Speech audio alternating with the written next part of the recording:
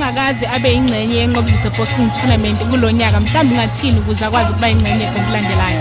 Baningi abafisayo futhi basazongibuza ukuthi kanjani. So mina ngikubona i-training ebalekile, lifestyle yakhe ebalekile. Okay fine, khona ukuthi intsha iyakwazi ukuthi ithokozise ngamanzi amponjwane kanjani, but mase sekwazi ukuthi ukubeke lokho aside, ungakhona ukuthi uyimanage i-pressure, ungakhona ukuthi uyimanage i-fitness. Okubalekile i-fitness yomuntu uzokwazi ukuthi inqobe i-tournament kanjani. Mhlawumbe amazi ngawabhekisa kubazali bakho nabafikile ukuzokusupporta osukwini namhlanje ngathini?